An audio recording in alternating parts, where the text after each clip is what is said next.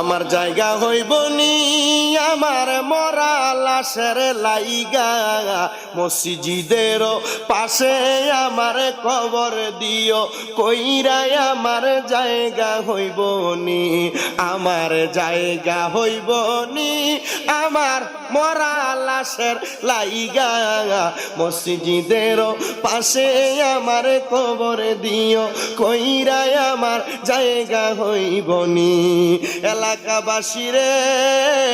আমি তোমরার ছেলে সন্তান কয়দিনের লাগিয়া